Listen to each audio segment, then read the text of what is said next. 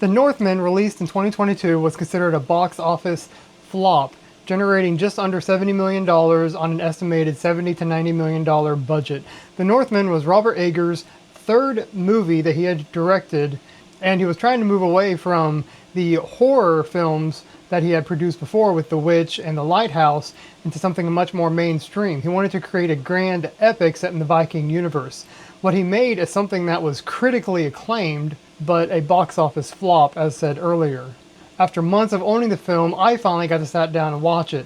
Now, before I get started on that, I want to tell you something about myself.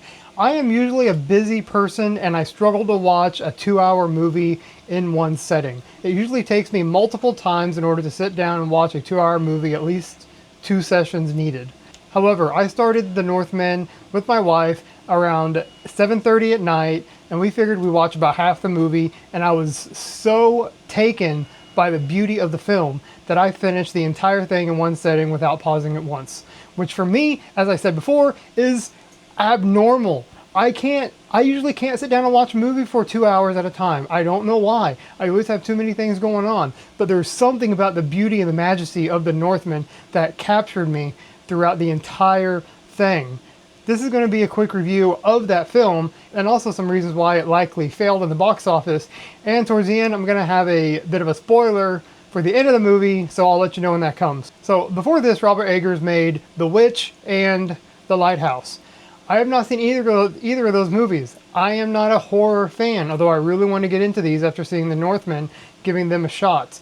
I did watch and read a bit about The Witch, understanding that it is extremely historically accurate. That seems to be a passion of Robert Eggers.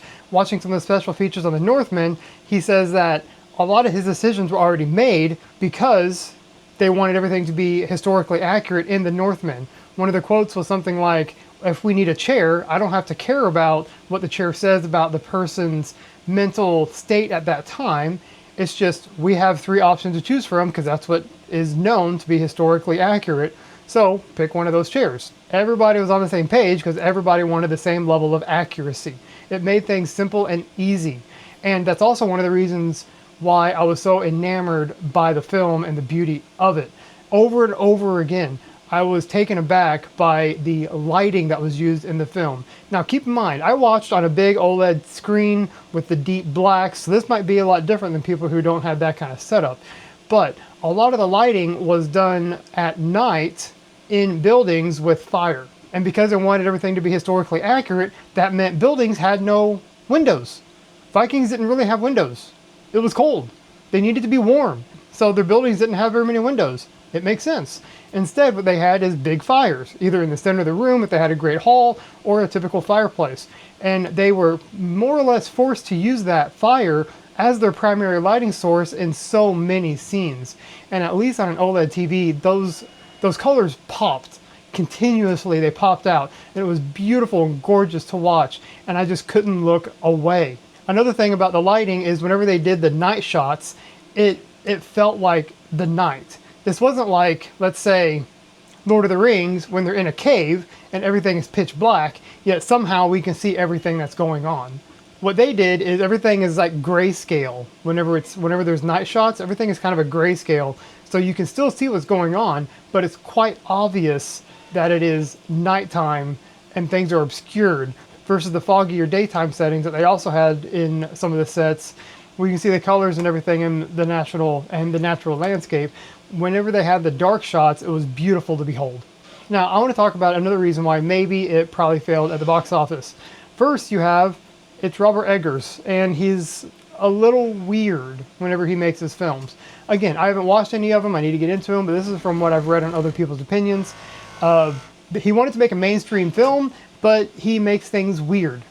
And The Northman was a little too weird for mainstream. In particular, there's like a whole scene where the main character as a kid does drugs with his father, and they go on a mind trip of some kind as he becomes a man. Yeah, it's weird. Willem Dafoe dancing around almost naked. It's kind of bizarre.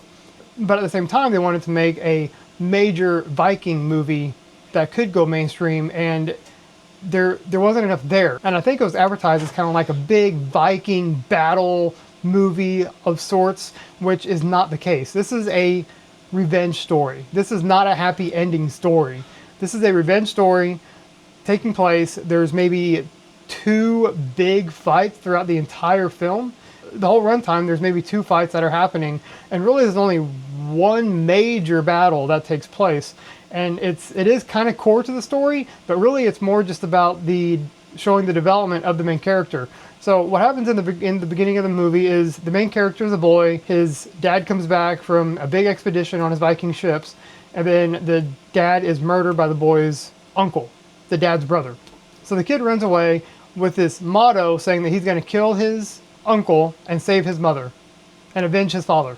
And that's kind of the whole story of it. After that, it's a matter of showing him in his new location as he grows to be a man, an extremely strong man, a very strong warrior, and then finally getting a chance to go back and fight and torment his uncle, finding that his uncle had actually lost everything and had been driven away somewhere else and now has a small village with a few people behind him. He finds his way there to the village and kind of torments his uncle until the big ending scene.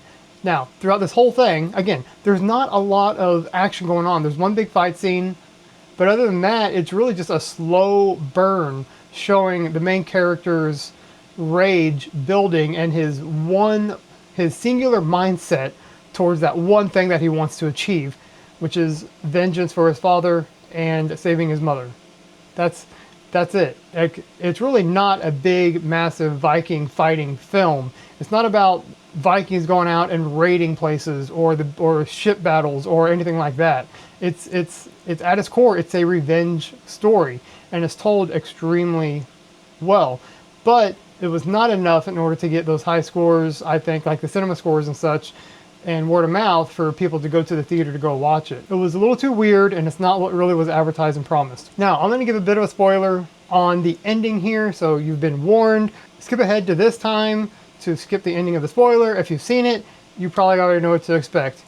As a straight man, I don't think I've ever been happier or more excited to watch 2 naked, muscular dudes fight. Yes, the end of the movie is the main character and his uncle, butt naked, fighting next to a field of lava. So again, you have the beautiful lighting that takes effect from the natural sources. I mean, I imagine they're not fighting next to real lava, but they still had the lighting come off as being from the lava without any fake lighting there to show through.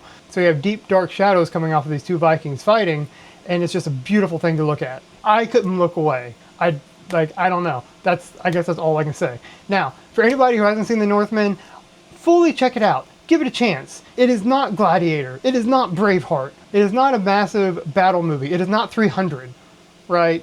This isn't Sparta. This is about a man who wants vengeance, beautifully told, beautifully shot, expert cinematography, and I highly recommend checking it out if you have not.